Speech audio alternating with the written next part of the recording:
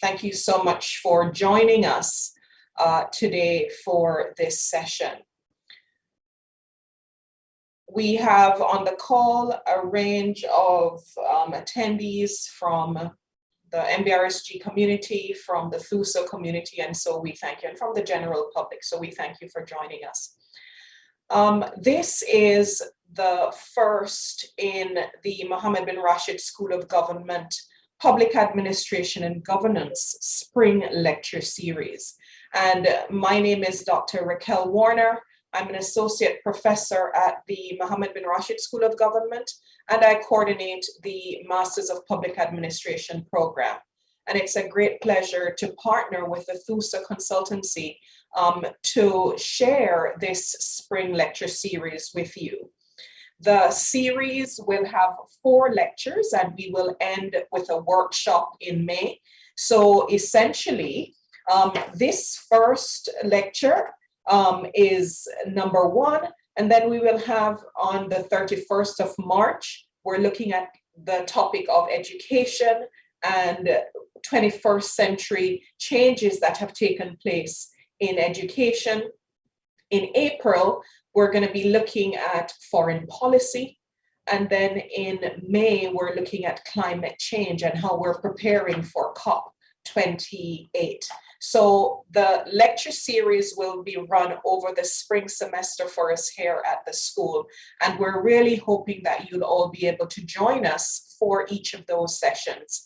Now, your participation is appreciated. And so at the end of the series, each person who has attended, whose name is in our database, you'll receive a certificate of attendance for the series. By way of introducing the session this morning, I want to reference the Edelman Trust Barometer for 2022, which tells us that most governments are failing to meet some of the unprecedented challenges that have been presented because of COVID-19, because of financial issues. And what has occurred as a result of this failure in some instances is a vicious cycle of distrust, mistrust, questions about where are the ethical standards. There are many interlocking forces that have caused societies globally to have come to this point. And according to the Edelman Barometer for 2021, it said nearly 60% of global citizens are inclined not to trust public institutions, not to trust their governments. Now, rectifying this problem will require both new ways of policy making, new ways of policy analysis, and a much higher level of good governance from core institutions.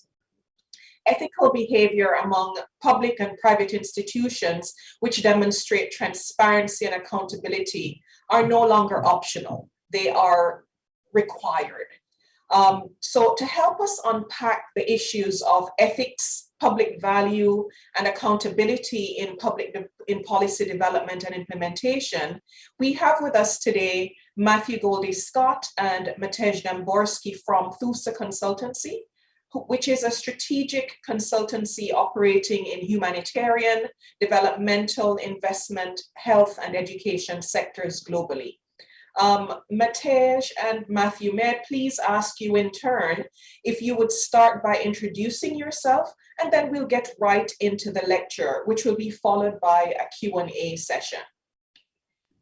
Which of you would like to start, Matej or Matthew? I can start. I think since I should be the one going first. I think with my lecture as well. Let me just hang on. I think I do have a slide on sort of the introduction as well, if I manage to make that work now. There we go. Okay, and then share this. Okay. So it's a pleasure to come back to MBRSG. Thank you very much, Dr. Warner, for inviting us again to to take part in these lecture series. I think it's very much appreciated from our end to be able to share some of the insights and some of the expertise that we have gathered. So as you kindly introduced me, so my name is Matej Damborski, and I am one of the founding partners at THUSO. And I have probably close to 10 years of experience now working in the international development sectors and with a particular focus on education policy and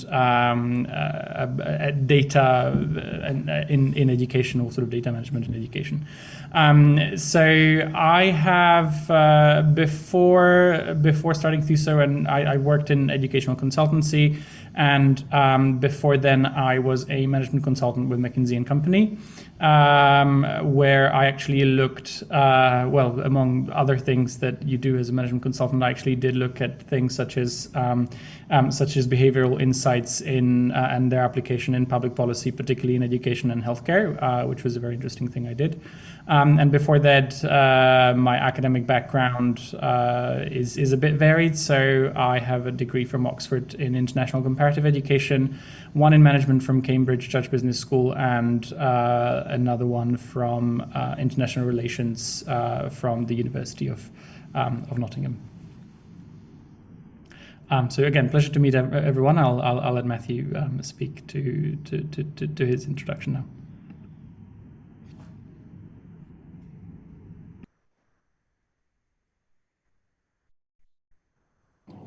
Thank you so much, Matej. Matthew, over to you for your introduction. Thank you so much, Dr. Warner. I'll just share the relevant slide now. So my name is Matthew Goldie-Scott. I'm the Managing Director at THUSO. Just to give you a little bit of context into my background, I'm originally from Lesotho, which is a small country in sub-Saharan Africa. I spent much of my childhood in East Africa, and my academic background was primarily at the universities of Cambridge and the University of Oxford. And I've been working in the United Arab Emirates for the best part of a decade. I previously worked in academia. I taught undergraduates at the University of Cambridge. I also held a range of other roles in other universities and other higher education institutions in both teaching and research capacities. And now I work primarily as an advisor to governments, to intergovernmental organizations, and to the private sector. That's included work with government bodies in Abu Dhabi, in Sierra Leone, in Afghanistan, in Pakistan, Uganda, Zimbabwe, and in myriad other contexts, at the moment with a particular focus on the GCC, as well as work in Africa, the Pacific Islands, and the Caribbean.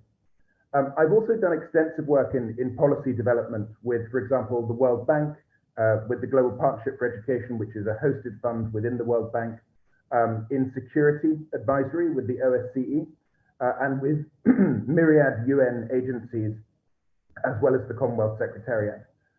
Within the private sector, I advise on market entry, on global risk, and on a range of other factors which are, I think, particularly pertinent to today's discussion.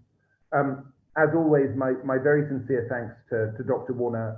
It's a real pleasure to be here today, and I very much look forward to this session. Our previous engagement with the Mohammed bin Rashid School of Government was incredibly positive. We really valued the rich discussion that emerged, particularly in the question answer session after our previous lecture, and I'm very much looking forward to today. So thank you very much, and I look forward to Matej's presentation. Thank you very much, Matthew. So Matej is going to start off our series by looking at accountability and skin in the game, lessons from international policy and development. So Matej, over to you. Thank you very much. Okay, so.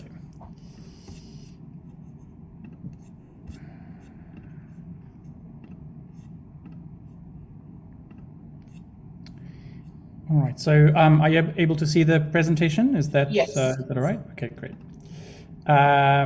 Perfect. So Again, thank you very much, everyone, for joining us today. I'll kick us off with approximately, I think, half an hour. I'll try to be as succinct as possible for the next half an hour on the topic of accountability and skin in the game. Lessons from international policy and development with focus on ethics in policy. So before I begin, just let me say that it's a very big topic to unpack in half an hour. So I did all I could to make it as practical as possible, but it's unavoidable that we're going to end up talking about some of these concepts in a rather theoretical way. So I'm very happy for you to sort of jump in at any point, for anyone really, to ask any questions about sort of specific case studies and specific things we may have seen or done or read about. I have prepared some of them, but if you want more, just let me know, or if you have any other questions. Okay, so without further ado, let me start. So I wanted to actually start with a quote from William Shakespeare's The Merchant of Venice, which will hopefully become slightly more obvious why I did that as we go through the lecture. But just to keep it in mind for now, so I'll read it out. So, "This kindness will I show, go with me to a notary, seal me there, your single bond, and in a merry sport, if you repay me, not on such a day, in such a place, such a sum or sums as are expressed in the condition, let the forfeit be nominated for an equal pound of your fair flesh to be cut off and taken in what part of your body pleaseth me."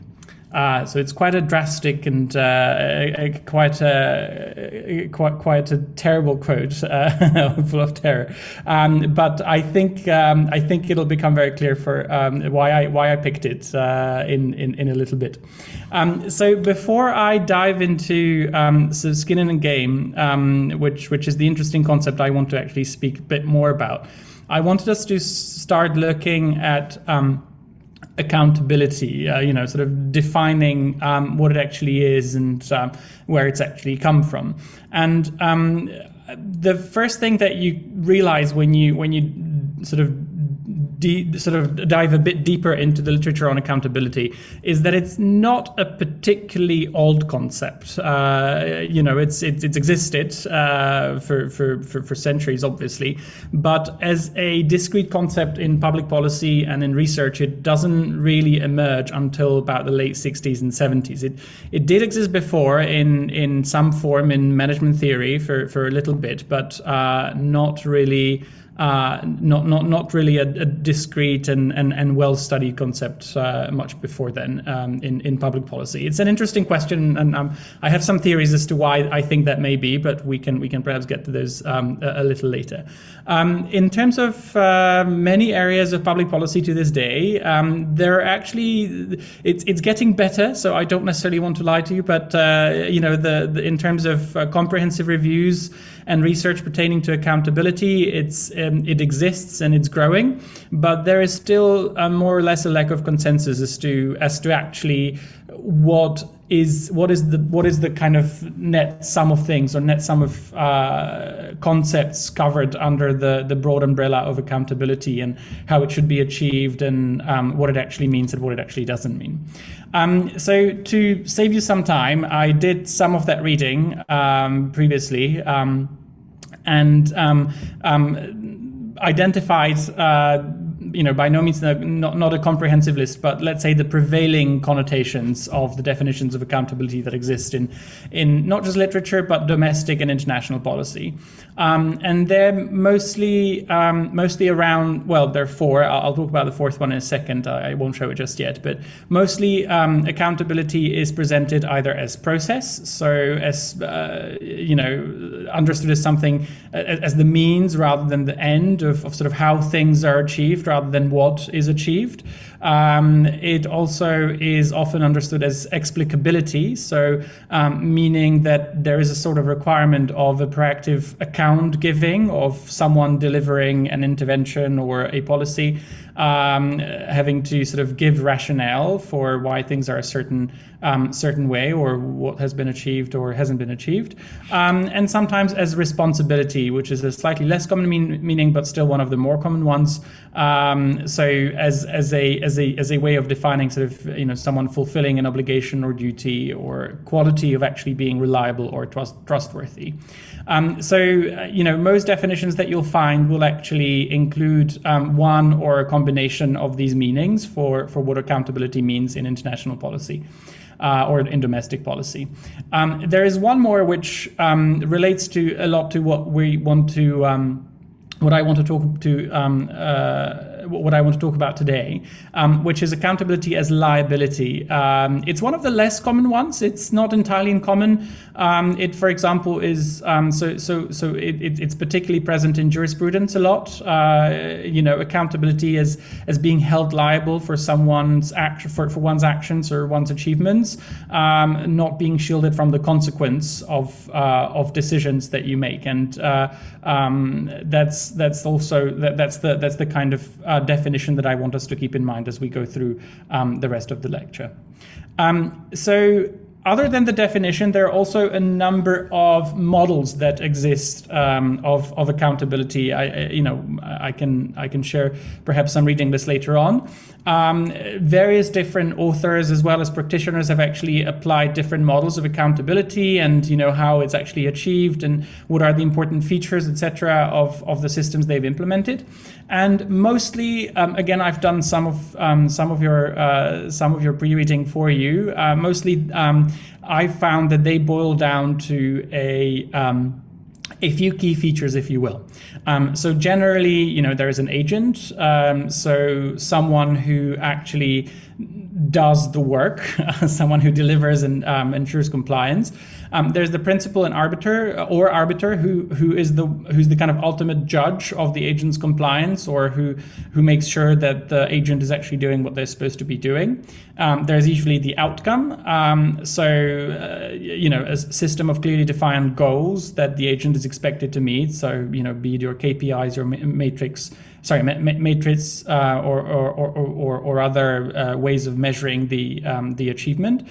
There's usually an incentive, so a liability for non-compliance, or on the other hand, a reward for compliance of the agent with the set goals. There is the accounts, if you will, so some sort of evidence or rationale, or some sort of account of the agent's action, which is sometimes which is given, be it reports or be it some sort of dashboard or reporting systems. And one that is present in only very few, but which I thought was nevertheless important in those that did identify it, which is sort of intent and ownership, which is just a recognition of the fact that the agent who is to deliver something generally has the intent and ability and resources, therefore, by implication, to comply with the request or with the task that may be set by the principal and arbiter. Now, again, this seems very obvious and very high level, but what I think is what I've seen lies at the heart of quite a few issues of accountability that I've encountered, is where accountability systems that are designed, or sort of management systems, project management systems, or policy management systems that may be, and monitoring systems that may be designed, actually don't address one or more of these features explicitly, or they assume, or they make wrong assumptions about them. Now, we can get to a few examples again later, but the point being that, if oftentimes, just to give maybe just a couple of very quick ones, sometimes you may have not clearly defined outcomes that are not necessarily achievable or cannot be decided as such. There are insufficient incentives which lead to the agent really not being motivated to do what they're meant to do. You also have the general, if you're familiar with the literature, sort of principal agent agent problem, where the agent's own interests may be different or not necessarily even parallel to those of the principal or the arbiter who they need to be aligned to, etc., etc. Sometimes the agent may act in bad faith, and so the intent or ownership is not there, or they may not have the resources to actually deliver, etc. So where I found very strong accountability systems in a very general, I wanted to kind of talk about the sort of general level at first, to give you an idea, where I've seen sort of issues with accountability. More often than not, it was for the reasons of really either making wrong assumptions about one or more of these features, or actually that particular feature not being explicitly addressed in the system at large. That said, even systems where there is a good and well-defined accountability framework are subject to systemic issues, and this is where we get to the crux of the matter for today, for my lecture today, which is that there are a number of issues which are inherent in how people behave, and how policy is designed with or without regard for ethics and for the outcomes it may create deliberately or involuntarily. And there are a couple that I wanted to talk about specifically because I feel like they're not addressed often enough, and because they also are a nice segue to what I want to talk about, which is skin in the game for the rest of the lecture. So let me sort of outline them first. So one is the gamification of metrics. So it's I think at this point, sort of probably billions of dollars around the world have been spent on optimizing metrics, and not just in the context of companies, of private enterprise, but even in policies. Increasingly so in international development, where obviously donors are keen to get their bang for the buck, so to speak. So they're keen on designing metrics and designing indicators that are both aligned with what the actual goal of a particular policy or a particular intervention may be, but also that will allow them to assess, the progress that's being made on a regular basis. The issue with metrics is that practically all of them, I have yet to come against a metric that is not gameable, but practically all of them are. And the reason is that when you measure something, people will more often than not seek ways to maximize the measured metric, often at the expense of other non-measured ones, or in some sort of malicious cases, even in a way that goes against the spirit of a policy or a goal. So a couple of examples that, in terms of policy, that you can sort of talk about here is using debt to achieve higher GDP or economic growth. Higher GDP and economic growth being metrics that are used often by many actors in the international policy space to measure the performance of economies. And though people do look at debt, the relationship is not as strong and not often as salient as it could be, not often as visible. And some can actually game the system. Some leaders in the space of economic policy within national governments can use debt to sort of prop up GDP or economic growth, and not really worry about the impact that this will have on the country in the long run. Another more concrete example, actually, in the UK, there was a policy introduced in the NHS, in the National Health Service, that patients that reach the A&E need to be treated within a 4-hour window, and this led in actually some of the practices ended up leaving people waiting for sometimes up to hours in ambulances. to avoid starting the clock and thus missing the metric, of treating everyone within the set time, which obviously then puts additional strain on resources of ambulances not being available when they need to be, people being dissatisfied, and really goes against perhaps the entire spirit of the thing, which was to improve the rapidity of care within A&E. So there are really, we can probably come up with a long list of metrics that are very prevalent in international policy and domestic policy, and it wouldn't take us very long to come up with ways of how these can be gamed or how they can be sort of not followed in spirit, and often people do. So it's an inherent problem within many with many policies, and an ethical one really, that is difficult to address. The other one I want to talk about is the asymmetries in risk and reward. So there are different types of risk. Some more measurable than others, and therefore more easily predictable and protected against than others. And there's a specific type of risk that people are often not so sort of wary of when they design policy, or when they try to sort of evaluate risk, and that's what we can call sort of ruinous risk, or for those that are more familiar with statistics, sort of tail risks. Those black swans, if you will, that cannot be easily calculated, and that are actually inevitable in a long enough time frame, especially if you're exposed to them on multiple fronts or repeatedly. So there are things that will happen that no one can predict against the best of their judgment, and it's important to know that such a risk is impossible to calculate, and therefore impossible to protect against. So all you can do is set up a system that somehow can evolve and progress when such a risk occurs. So the example that's often given, it's a slightly controversial one, is the Russian roulette. So if someone offered you $1 million to play the Russian roulette, and you had a 1 in 6 chance of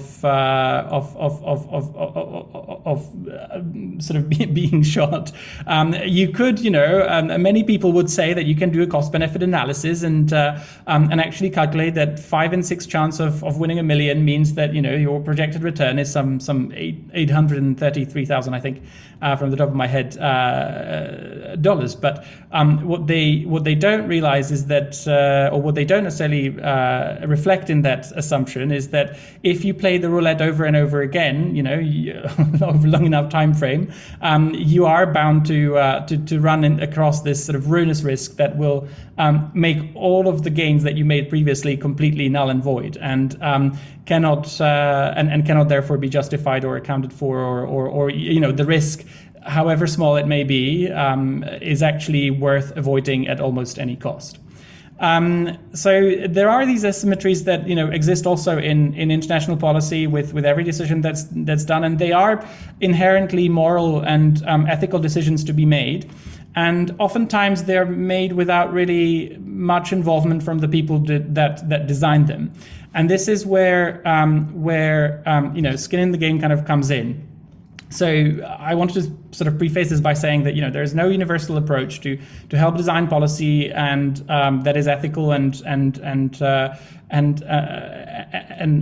useful, or sort of impactful. That's what I want to say, and avoid these issues. But policy interventions developed with skin in the game principles seem to be better at adapting to new challenges, changes in the environment, and at preventing sort of ruinous risk from having a long-term impact. So, as well as leading to fewer issues with cheating and with moral hazard. So, with that in mind, I want to say sort of what is skin in the game.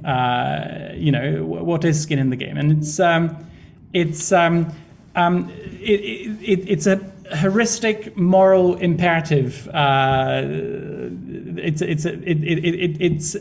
That's a sort of a mouthful. What does that mean? It means that basically in sort of layman terms, if you will, so a person that stands to gain, but more importantly lose along others affected by the person's decision, tend to make better decisions overall, first of all.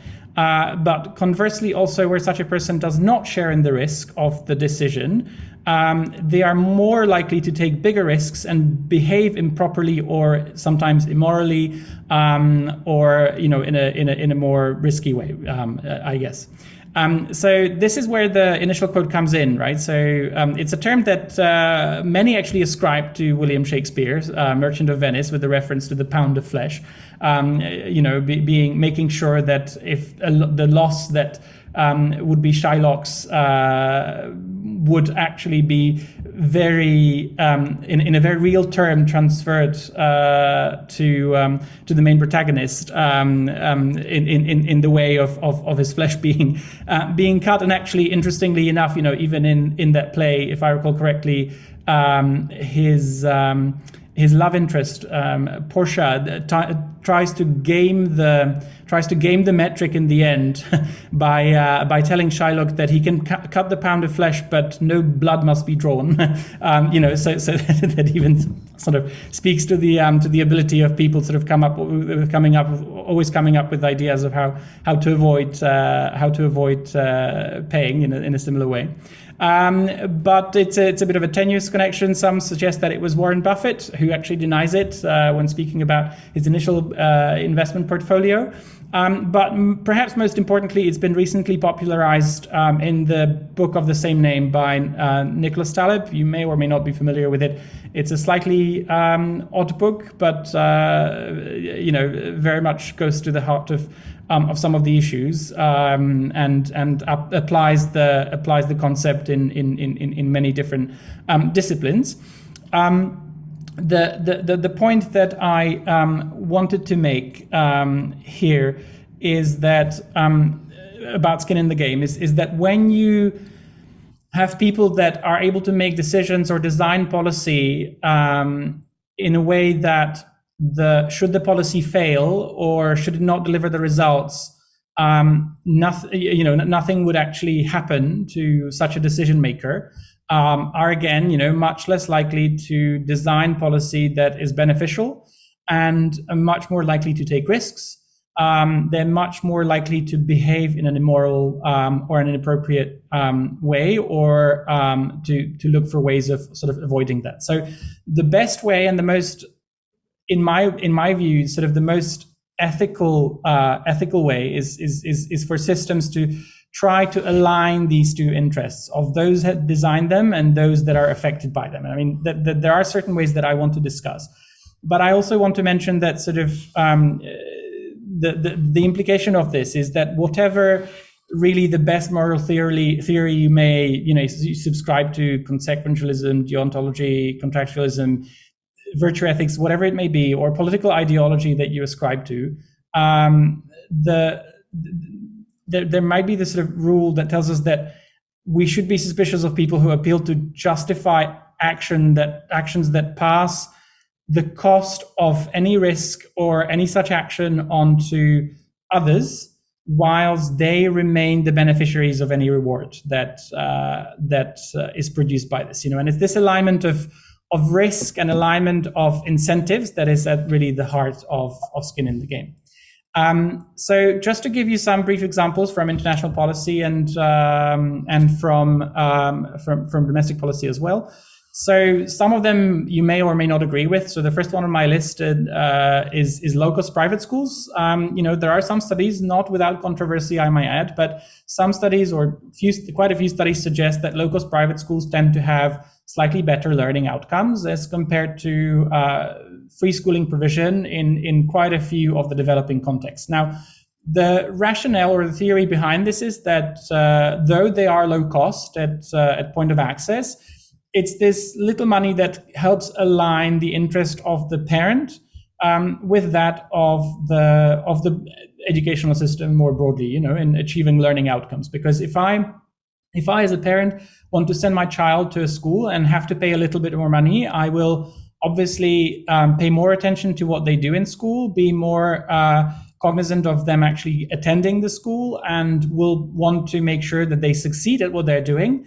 Then if I, as a parent, send my child to a free school, and where there is absolutely no cost involved in me doing so. So that's not to say that there isn't a place for free schools. Don't get me wrong, but it would seem to suggest that where there is a better alignment of incentives in terms of the skin in the game of the parents in their children's schooling, it does seem to lead to better outcomes. Result-based financing programs you may be familiar with. So I spoke about them actually during our last visiting lecture a bit more in depth, but they are programs in and not just in education. I've seen some in health. I've seen some in a few other areas where the capital that's provided by the, let's say, donor or the financing agency is linked to the results that are to be achieved by the provider in country. So this may be either be better learning outcomes, it may be better access to schooling, so fewer dropouts, it may be in healthcare, some sort of rate of child mortality, for example, achieved, or any other metric that is selected. And money is only paid if the desired outcome is actually achieved over time. I mean, now, you may suggest that this is open to gamification, and indeed it is, and there have been examples of where that happened. But overall, it does mean that providers that don't deliver at all will not necessarily benefit from, will not get their funding reimbursed that they invested into bringing the programs, and they may either go bankrupt, though many results-based financing programs try to prevent that, or they will not be able to necessarily participate or scale their solution in the same way that others that have been successful will. Just very briefly on some of the other ones, sort of aircraft safety procedures done by pilots actually have a generally quite a high level of compliance and sort of good work being done because the pilot very much is has a skin in the game when they fly the plane, not to cheat on any safety procedures or not to misrepresent or misreport on those. So these this is a good example. Unlimited companies, I don't know if you're familiar with them. They're quite an interesting concept. They don't exist in many geographies anymore. I think they may still exist in Switzerland and a few other places, but they're essentially, and often actually they are private banks, but they are companies that will offer unlimited liability, which means that any one partner in the company that shares in the ownership is liable to the full extent of their assets for any loss that's made to the client. So the client, if that's say a private bank and the client, and they provide investment advice, and as a result the client loses money and sues them, they can not only get the assets of the company itself, but also of its partners. So they very much have the skin in the game, and have actually had some interesting results with that. Examples of perhaps where skin in the game is lacking often is school inspections with no advisory or performance trend elements. So meaning, where you've got inspectors coming into schools, making a critical judgment without really providing any advice on how that can be improved, or actually tracking trends over time and seeing how they can actually help the school improve, or even the inspector's performance being linked somehow to this, often just leads to the inspectors not really thinking through, many of the judgments they make, or a general kind of let's say assessments that are not necessarily helpful or useful in any way, and that don't necessarily help the system improve greatly.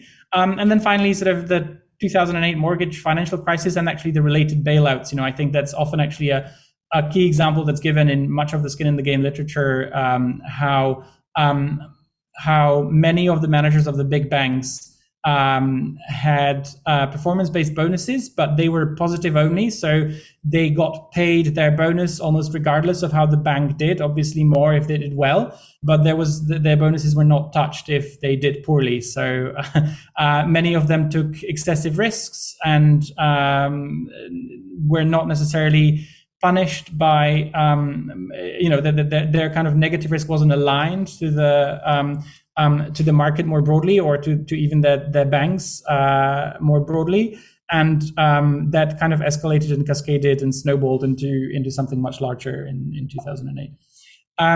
The one thing that I want you to be aware of is that, skin in the game does not necessarily improve individuals' decision making. So the fact that I have a skin in the game doesn't necessarily make me a better decision maker. It may make me, maybe it will, but it's not a given. It's not a given that when my risk is aligned with the risk of the venture or the policy, that I will necessarily make better decisions. It's more that skin in the game helps create a system that ensures that bad decisions cannot be repeated or rewarded, and therefore they not survive, and thus help over time build something that is more ethical and equitable, and generally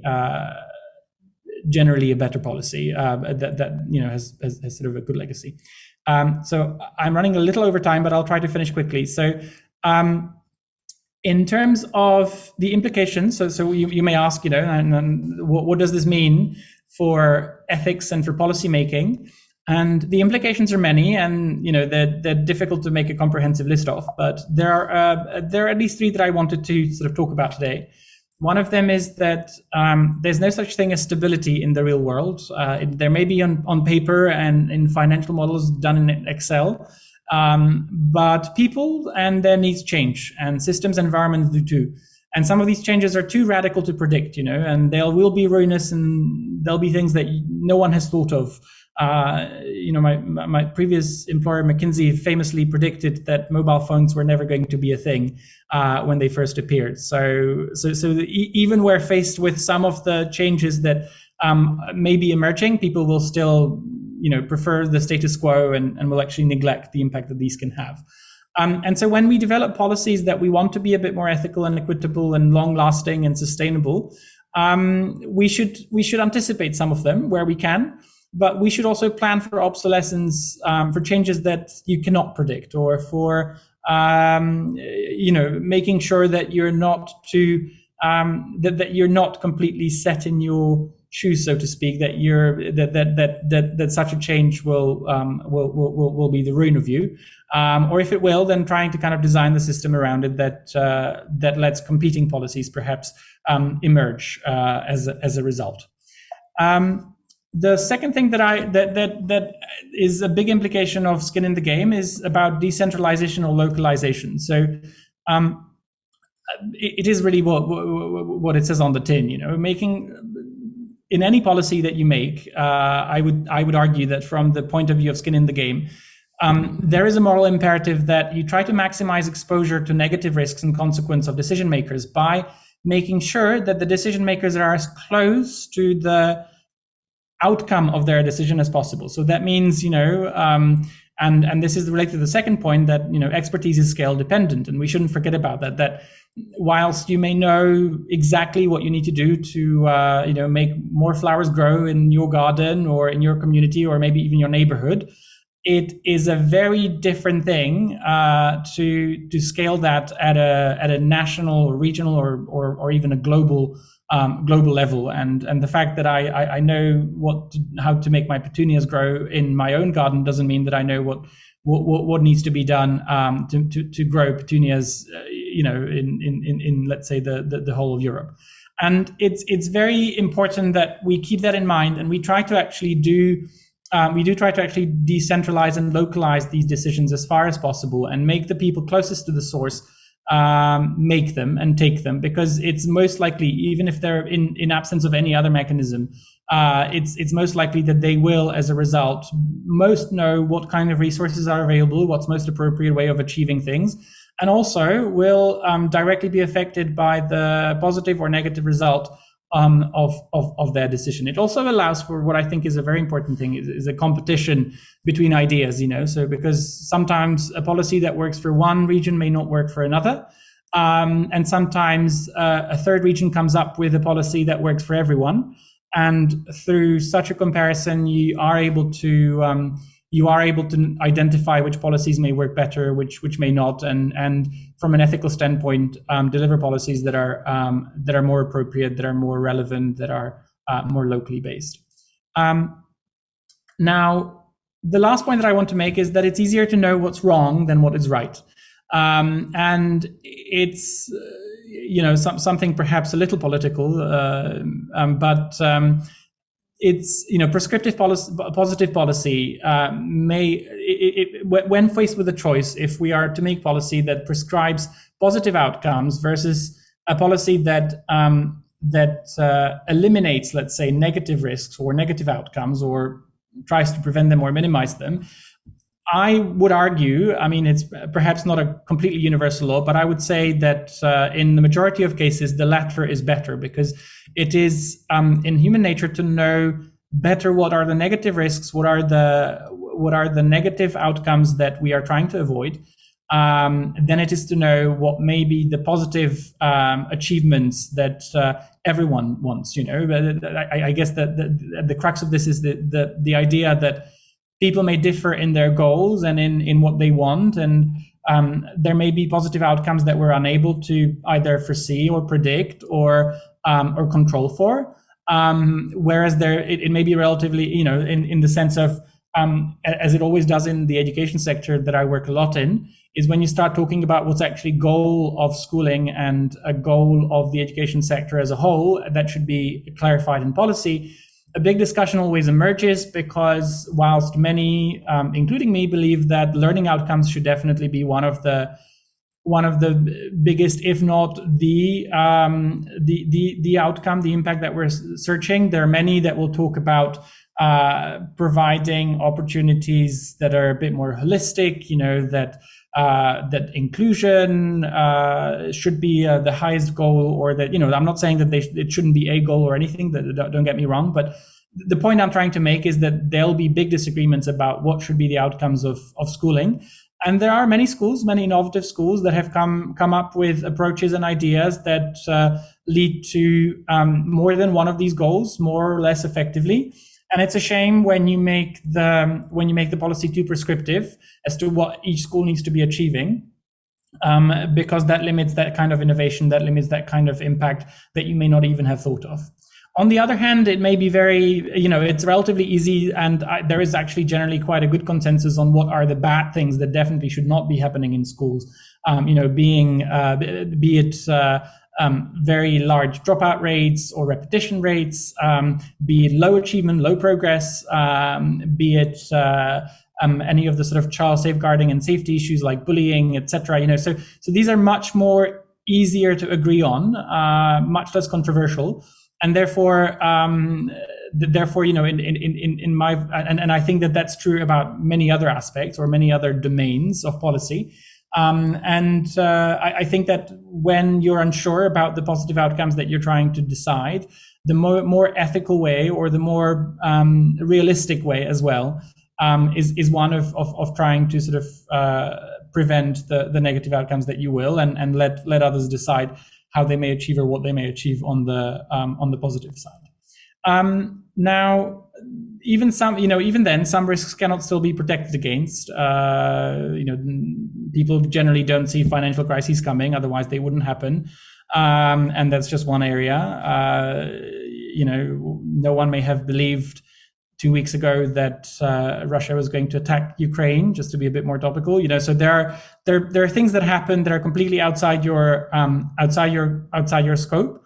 But the test of a good and long-lasting policy is that it survives that risk. And for you to be able to choose from such policies, it generally is helpful to not be first too prescriptive, and second, to have competing ideas at play at not necessarily any one time. Some policies, have stood the test of time, but at least with some of the more experimental or more innovative policies, it's always a good idea to have a few contenders in the place. So, apologies, I have overrun, but that's basically it for me for now. I don't know, Dr. Warner, if you want to do the questions now or together at the end. Thank you very much, Mate. We'll take the questions at the end. If there are some pressing questions in the meantime, those can be put in the chat, and we will address them as we get into the Q&A session. So if you've got questions regarding Mate's presentation, just put them in the chat and I'll refer to them once we get to the Q&A session. I'll now move on to Matthew's presentation. And Matthew's looking at the rule of law, transparency, confidence, and sustainability, the role of integrity, transparency, and professionalism in ensuring effective policy outcomes. So Matthew, over to you. Thank you ever so much, Dr. Warner. Can people see my screen? Yes, we can. Your audio is a bit distant, Matthew. Would you be able to perhaps go closer to the microphone or increase your microphone volume? Yes, absolutely. Can you hear me better now? If you just carry on speaking, it will perhaps get better. Perfect. Thank you. Thank you ever so much. Yes, so first of all, Dr. Warner, thank you again for your very kind introduction. With regard to today's session, I think I'd like to begin by giving a brief overview of what I'm not going to be talking about today. Many lectures that address issues of compliance focus, in my view, perhaps myopically, on the negatives. So this is not an overview of the risks and the harm done by corruption. It's not intended to be an examination of the dangers of fraudulent activity and how policy should be cognizant of those. It's rather to invert the discussion and think about how positive principles can drive professionalism and transparency to ensure sustainable and effective policy. Now, with regard to what that looks like in practice, I'd really like to think about how we can structure this discussion today around the role of integrity, around the role of transparency, and around the role of professionalism, while actually looking at some good case studies from Dubai and from the United Arab Emirates more broadly, to really think about how we can be innovative and perhaps disruptive in addressing these concerns and these issues. With regard to the key components, we're going to look at transparency, we're going to look at confidence, and we're going to look at sustainability. And to frame those and think about what they look like in more detail, I'll go through each in a degree of depth. So with regard to transparency, many policies focus on tackling problems. So they may look at bribery, they may look at facilitation payments and create sanctions to mitigate against those risks. And there is a place for that within the policy framework.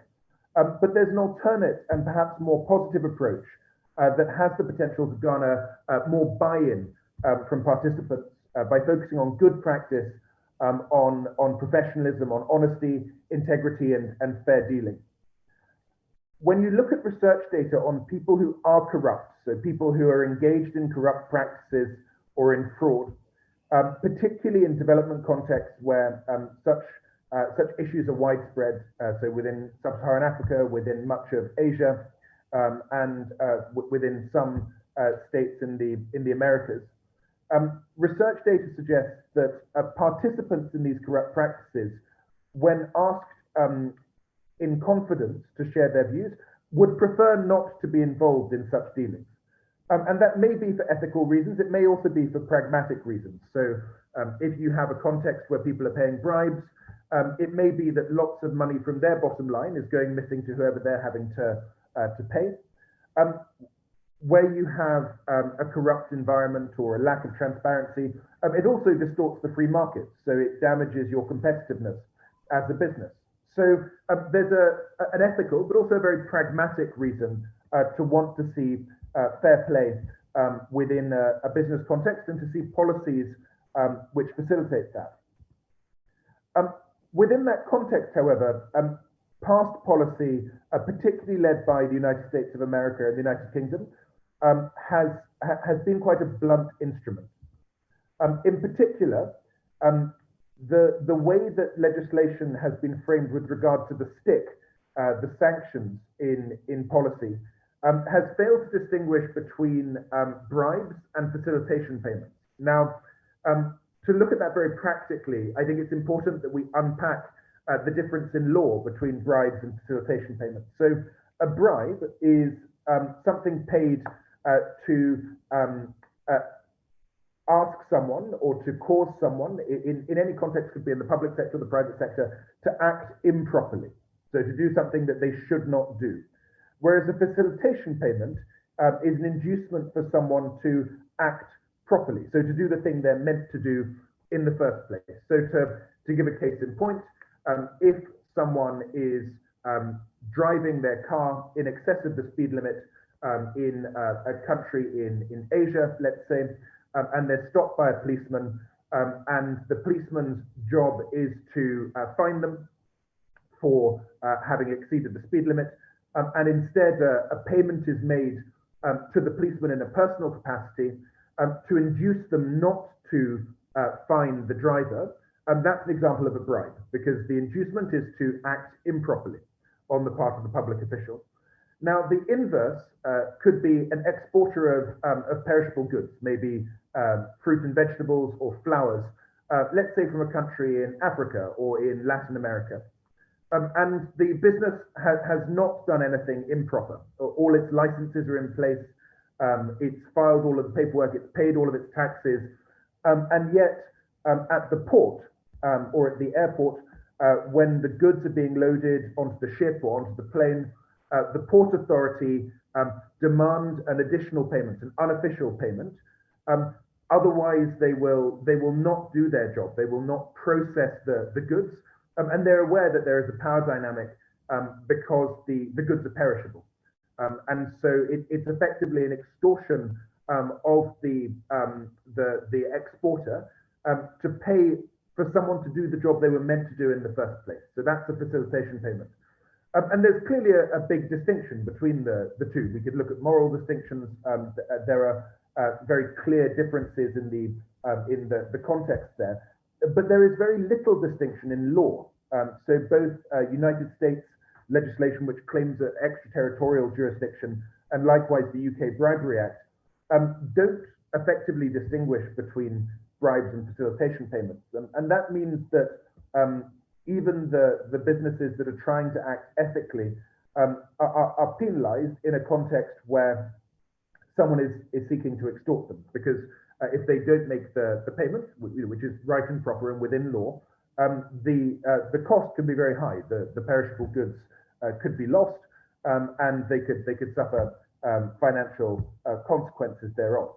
So it's a challenging dilemma, and I would argue that there is a strong case to be made for more innovative legal frameworks and policies within this context, which recognize that distinction to create better incentives. If, for example, it was an absolute defense in law to pay a facilitation payment, provided you reported it promptly, say within a 24-hour period, that would create very strong incentives for a business. If you'd paid the facilitation payment, you'd want to get it back, so you're incentivized to report it. And if you're a corrupt government official, let's say in Africa or in Asia or in the Americas or elsewhere, you are then much more concerned that if you demand this illicit payment in order to just do your job properly, you are very likely to be reported. So your incentive to engage in these practices, these unprofessional practices, is diminished. So there's scope for transparency and openness being rewarded, and that goes much more broadly. Amnesties have a real role to play within this context, and it's important that transparency and openness on the part of businesses is not penalized by statute or by policy. For example, if someone acquires a business and they discover that there were historic corrupt practices, at the moment in many international contexts, if they report these, there's a punitive sanction and no incentive to do so. So rewarding openness, rewarding disclosure would be a positive way of enhancing the current international frameworks that have been established in law. And there are some very good proxies for that that we can derive from other contexts. For example, within policy relating to health and safety we've seen a huge shift over the past 50 years with very, very significant improvements in health and safety. And those have included sticks. So there are very clear sanctions for the directors of companies where health and safety issues emerge, particularly where people are killed or injured. But in the inverse, companies are rewarded for having effective systems that track and monitor risk and learn from, for example, near misses. Within the context of compliance, a very similar approach in which transparency, near misses, or the identification of issues is rewarded, provided people are clearly acting ethically to address those issues, would, in my view, be a stronger context. We know this from other settings. A good example within the education sector relates to corporal punishment. So when you take a country where corporal punishment is quite deeply entrenched socioculturally and is the norm within the education system, if you're seeking to reduce corporal punishment, and you begin, let's say, by changing the law so that it's no longer a legal practice, you'll see something interesting occurs. Initially, the reporting may be quite low, despite the fact that the incidence is still quite high. As culture begins to shift and people begin to view this as unacceptable behavior on the part of teachers, let's say, in schools, you'll see an increase in reporting. And so the number of instances reported will increase. And as a result, you could, if you misread the data, believe that there is more corporal punishment occurring, when in fact what you're seeing is the shift in culture arising from transparency. And then in time, after a peak, as the reporting improves, as the transparency improves, you'll see those numbers decline over time. And the same is true, I would argue, in almost all areas of policy development. And so rewarding transparency, rewarding clear reporting is a clear policy imperative. And finally, I think that there's a positive to be emphasized. So really strengthening the role of professional bodies in highlighting the importance of professional conduct and the fact that professional conduct is a key responsibility and a key tenet of being a professional within a chosen field. So that could be in the case of law, it could be in the case of engineering, in the case of medicine, or in many other settings.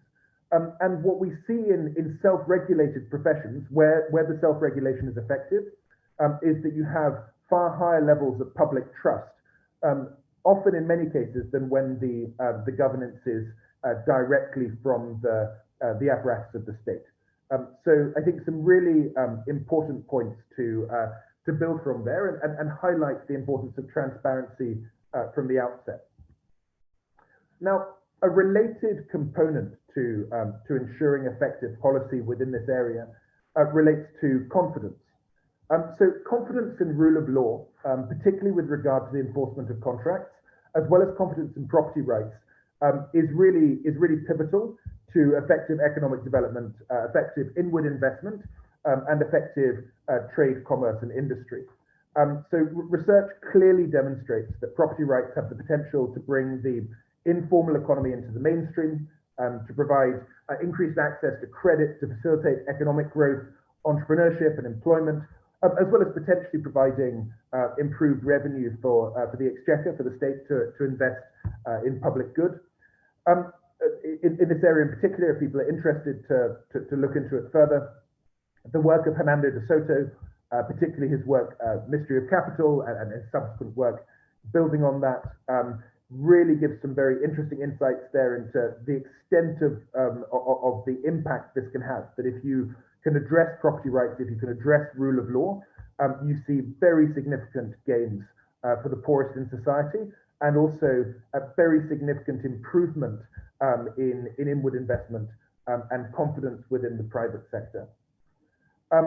In contrast, and I think it's important that we be cognizant of this, where there's a lack of confidence in contract enforcement, and in particular with regard to property rights, we see economic downturn, and in many cases economic collapse. I don't want to labor this point, but if we want to look at extreme examples of where policy has undermined confidence in rule of law, particularly with regard to property rights, we have some pretty stark examples. Venezuela is one. Zimbabwe shifting from being the breadbasket of Africa and an economic mainstay within the continent to being one of the poorest countries, one of the weakest economies, one of the weakest currencies internationally, and more recently with policy developments in Southern Africa more broadly. We've seen currency devaluations, reduction of government bonds to junk status, in light of concerns around rule of law and concerns around property rights. Now, within that context, there's an important question. So what can we do? How can we do things better? What's being done that is an example of good practice? What could we learn from in international policy? And there's some very exciting innovation within the United Arab Emirates. So many of you may be familiar with the DIFC courts. DIFC courts within the Dubai International Financial Center were a really innovative, almost unique innovation with regard to free zone administration and contract law.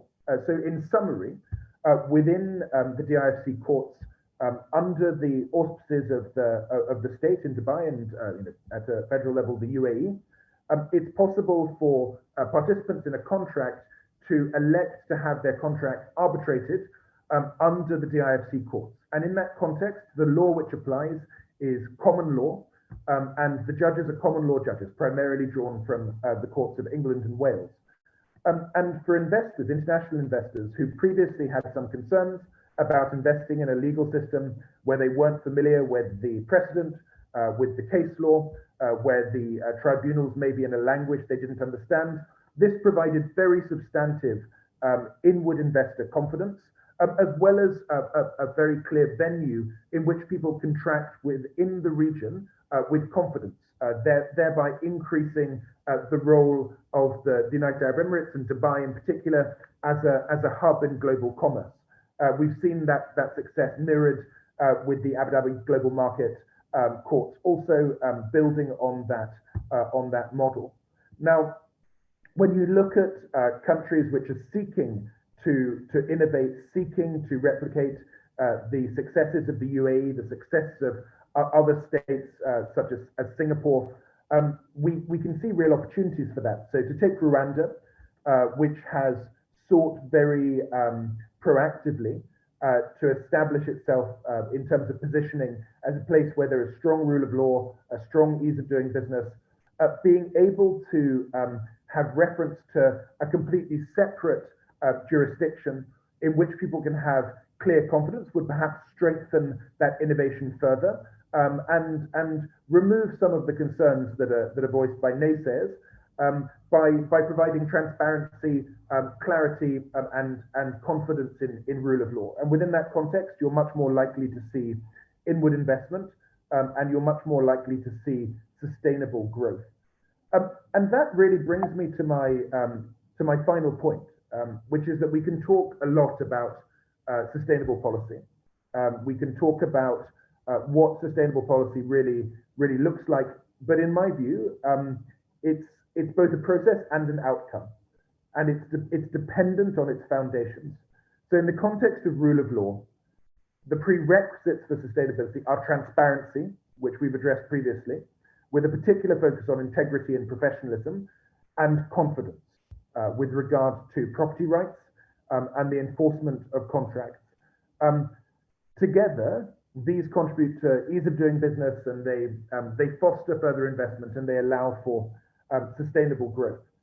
I suppose what really provides additional insight here is to think about the concerns that are often are highlighted when there is a lack of confidence. So when people look at a sector or a subsector within any geography, and they identify the challenges and the problems, they'll almost always highlight issues of capacity. That could be capacity of resources, that could be capacity with regard to human competence and capacity.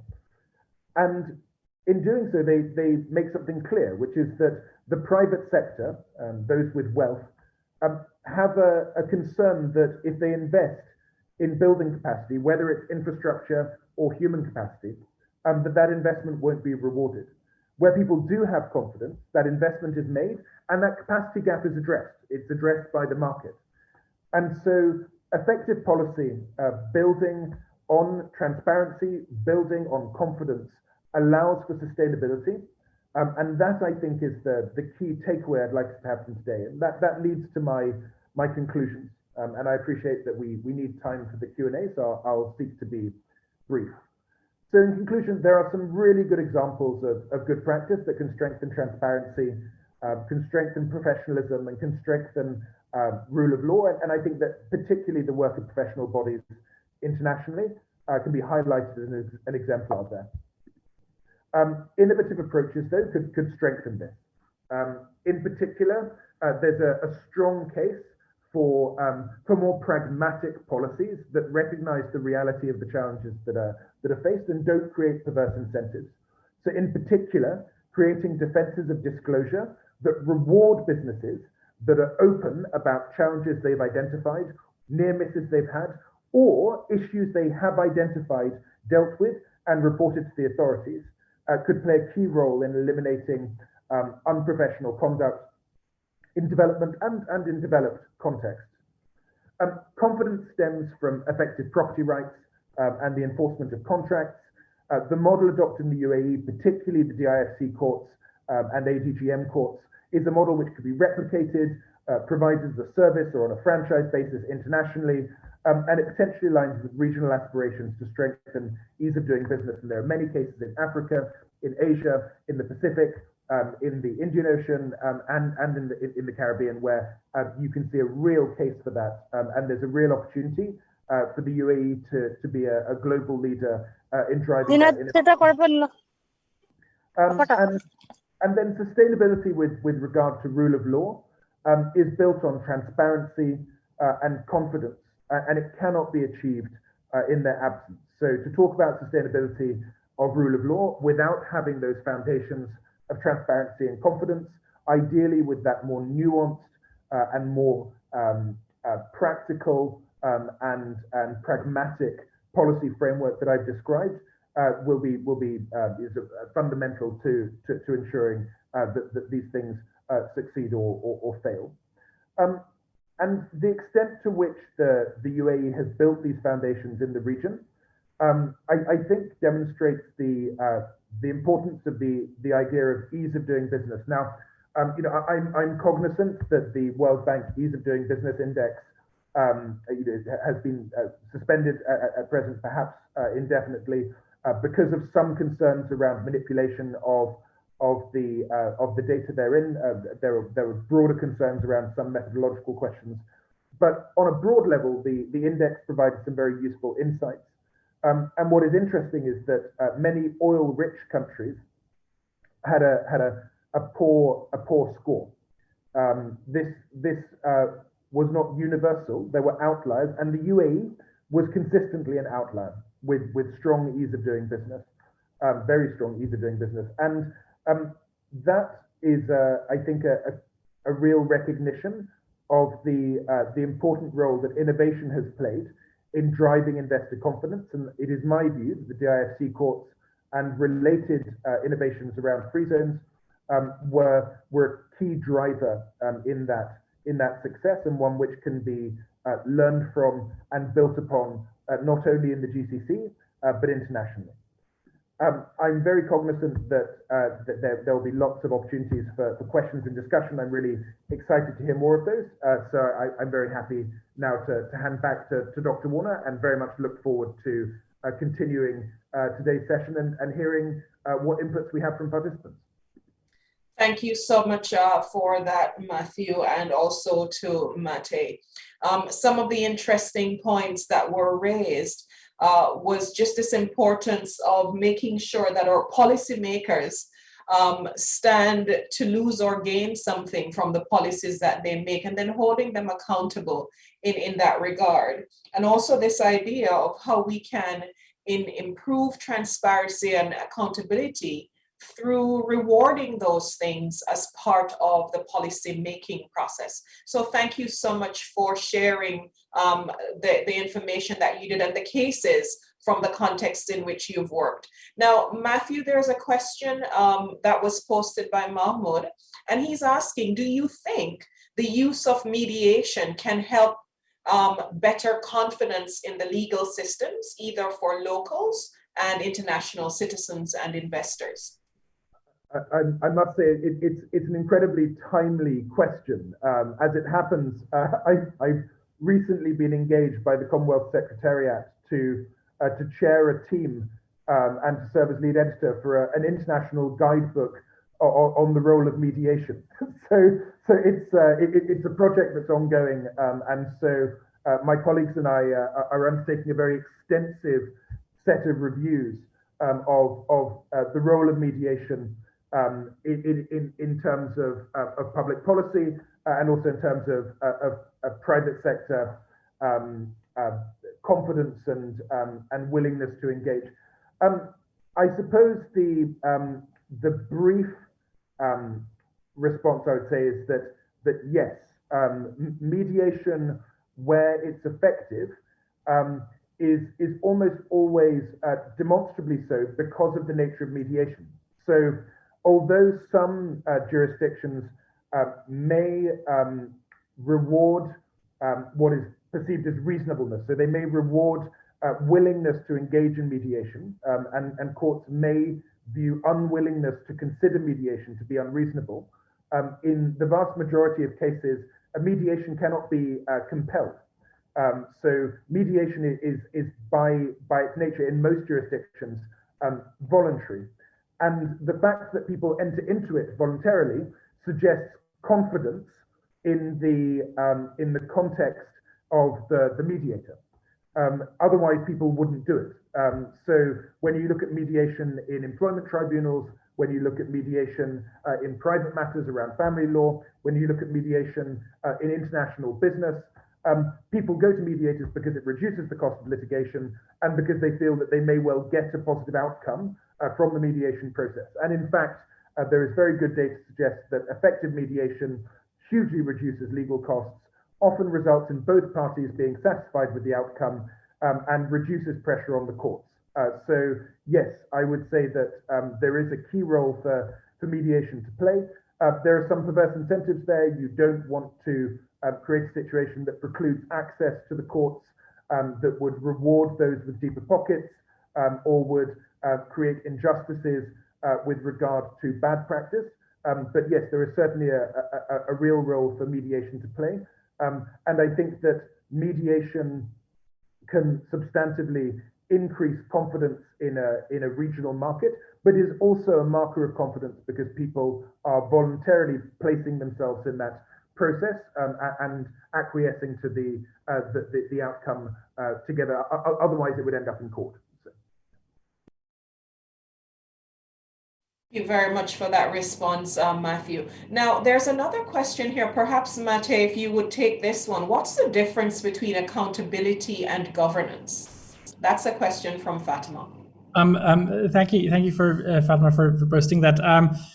Well, I mean, there's a little question under that of definitions, but broadly, if I were to go by the definitions, the working definitions that I use, I'd say that accountability is part of good governance. You know, good governance refers to the, let's say, sum of practices and approaches and principles that that someone may take to govern an organization or policy or intervention or project, whatever it may be. And accountability is a mechanism within that set or subset of mechanisms through which these people or these actors are held accountable. Now, what that means is again up to discussion, and I try to sort of outline some of these in my lecture. You know, what that means, that they're being held liable, or just have to explain, or that just means that the ones identified as responsible is up for discussion. But yes, it would be a subset of mechanisms through which, in my mind, those that make the decisions are held accountable for their governance, for their doing of the governance, effectively. Thank you so much. Now, a question that I have is about how can constituents ensure that the policymakers and the people who are making the decisions actually have skin in the game? What's the role of constituents in that? That's a really good question. So I think that in wouldn't know the percentages, so I don't want to say majority, but in democratic countries at least, there is definitely an element of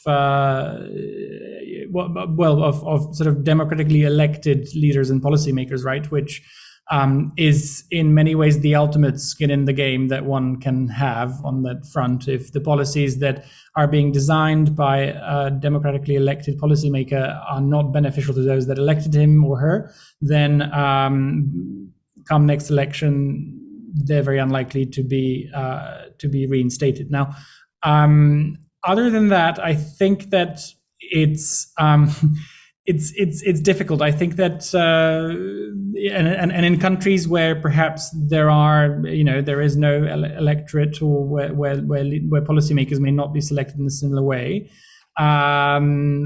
it's difficult to talk about making people holding, or people sort of forcing those policymakers to have skin in the game. And in fact, I think we're taken to the extreme in some sort of autocratic regimes. We do see the result of that, right? Where negative consequences of policies, or where policies are designed sort of tailor-made for a small number of people, and don't actually benefit the population as a whole, or where the negative impacts of policy are disproportionately borne by the majority, and the minority is actually shielded from them in one way or another. So I'd say it's I think there's one clear mechanism that works in this regard. It'd be interesting. It's an interesting question, actually, thinking of, in the absence of that, what could be done. Not one that I necessarily have an answer to at the moment. Thank you so much.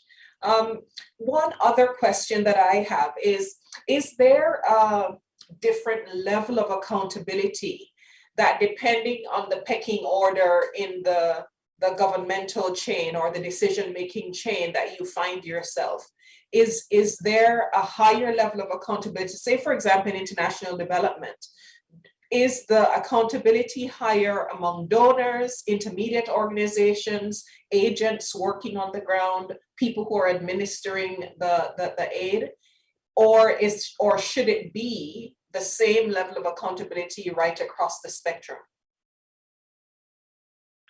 Again, I think a good question. So I in the spirit of the lecture that I did, I'd argue that the accountability should be decentralized, sort of equally so, in the way that people do need to be held responsible for those decisions that are within their remit, right? So there is no point in let's say holding an implementer, a provider in country responsible for something that has been done by the donor, and vice versa. So there is a natural hierarchy of things. I would agree with that, and one may argue that a donor is in at least some transferred way accountable for the actions of the providers that they do select. And we do see, I think, donors realizing this responsibility more and more, with many doing quite extensive vetting of providers they on the ground, and actually building sort of safety nets and redundancy often, to make sure that even where providers fail, this does not result in a disaster for both the beneficiaries and the donor themselves in press.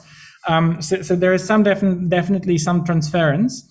But I would say that from my experience, accountability works best when it's really applied at the diligently at the kind of next available level. So again, where every step in the chain is responsible for those actions and for the results of the actions that they take, whatever that may be, and then comprehensively perhaps reviewed by an external arbiter.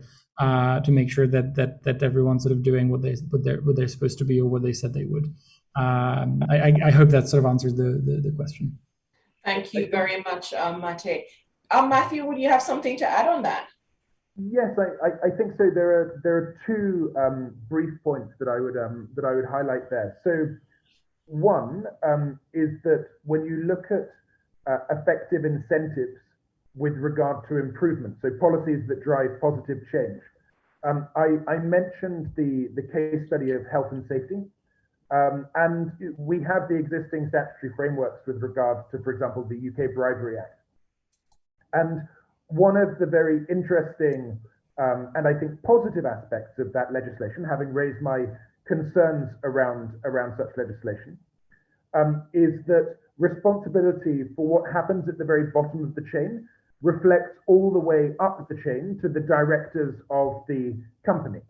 And this means that if, for example, you have a junior person working for you in a very minor role, and they pay a bribe or they pay a facilitation payment, or they don't adhere to health and safety standards, and as a result a bribe is paid, or someone is injured on a work site, if the processes and procedures were not in place to reasonably preclude that from occurring, so not to render it impossible, but reasonable policies and procedures were in place, the directors have legal liability for that.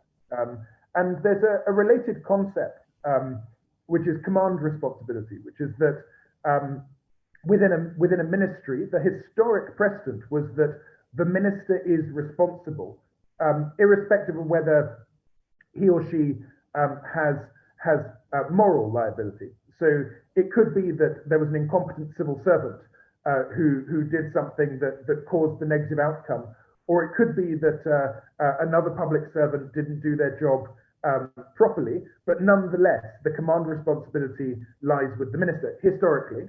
To give an example, I think it was 1982, an intruder broke into Buckingham Palace and made his way all the way to the Queen's private rooms before he was identified and arrested after Her Majesty the Queen had I think distracted him with polite conversation for some time.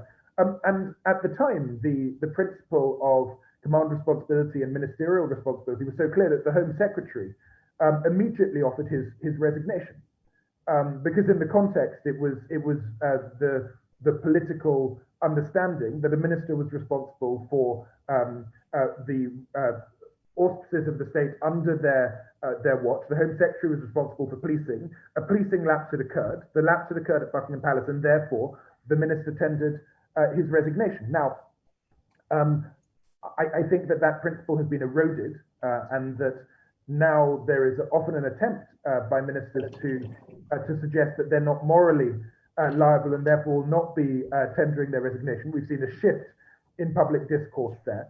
But the same remains in areas where the stakes are high. So in the military, particularly within the Navy, command responsibility is not the same as moral responsibility. So if, for example, a naval ship is sunk, irrespective of whether or not the captain was asleep legitimately with some other officer on deck watch at the time that the ship went down, it will be the captain of the ship who is court-martialed to account for the sinking.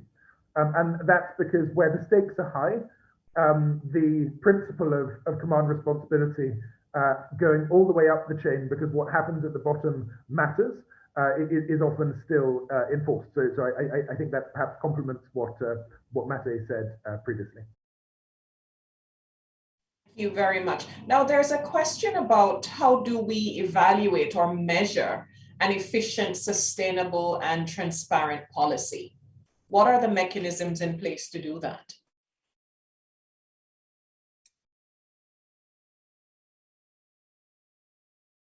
Mate, would you like to start on that one? I wish I knew. Isn't that the holy grail? Look, I mean, transparency I'll leave to Matthew. In terms of efficient, was it an accountable? Did I remember that correctly? Or what were the other sustainable, efficient and sustainable? Okay, yeah. So I mean, efficient is a complicated word. I think I would need to unpack, but in my view, that would mean that it's a policy that does with the least possible resources the greatest good, or the biggest outcome that it seeks to achieve. Now, I think that's a question of sort of cost-benefit analysis, and I'm not sure necessarily that there is a silver bullet kind of answer. In terms of sustainability, I think that's one that I can talk to a little bit and bring it a little bit back to what I said about skin in the game. One of the principles that sort of follows from skin in the game, it's a bit of a stretch for you perhaps to follow right now if you're not overly familiar with the concept, but is that things that have been things that have been around for a long time are generally such things that are what Taleb also calls anti-fragile. So there are things that can withstand those ruinous shocks that have in some way proven sort of evolutionarily beneficial and are not are therefore sort of in some way providing a benefit and not susceptible to great risks or can withstand them at least. And so I think that policies, and this is in a more sort of broad sense, that would be sustainable are likely to be those that have already been around for a while, and there's probably a reason why they are around. That doesn't mean that we shouldn't be looking at anything new. There is a test of time. But I would probably go back to the point that I don't know how you can measure it. I guess the only time will tell. But I would go back to the point that I think that humans have a tendency to believe in very strictly defined black and white solutions, and I have found the perfect policy to address this one particular problem that I have. Whereas I think that not often enough today are we using the full spectrum that we have, in terms of creating competing policies. This is or creating competing approaches and measuring them over time, and then deciding which of those have perhaps stood a better test of time and better test of the real world as compared to others when such options are possible. And I would definitely encourage that. And I think that, again, UAE is doing some exciting things in this area with sort of policy labs and innovation that they're driving, and also in the education sector there have been some exciting things that have been done. But and also not kind of prescriptive black and white sort of solutions offered. But to me, that would be the only way that you can really achieve anything that's sustainable is really for the evolution to kind of enable the environment or the framework, if you will, to benefit policies that are stronger over those that are less. Thanks. Matthew? So I'm going to give quite a simple answer. Ultimately, I would always take a step back on policy, but if we're really looking at whether or not we've been effective in creating a policy environment that is transparent, that is efficient, and that is sustainable, really the only meaningful metric is sustained long-term economic growth, and we can measure that, and we can look at that and learn from it. And the reason I say that is that, while GDP is not a perfect measure, when we look at lots of things we care about, so literacy, maternal health, infant mortality, conflict, all of these factors correlate pretty well with GDP. So better GDP, fewer negative outcomes, better GDP, more positive outcomes. And we have seen, over the past 40 years, a huge number of people come out of poverty because of improvements in policy, particularly the opening up of China and the opening up of India to the free market. Not perfect opening, but the partial opening to the free market has lifted billions of people out of poverty and has therefore improved many metrics in their lives. So I would say that in the long term, If we're doing the right thing with the policies we're establishing, economic growth will be the outcome, and that will facilitate many other positive outcomes. Matthew, we have one final question. I'm aware that we're overrunning our time, but one final question from Aldan, which is, what are the exemptions of law based in governance and accountability to sustain in terms of governance policy? So I guess the question is, are there any exceptions to governance regarding accountability?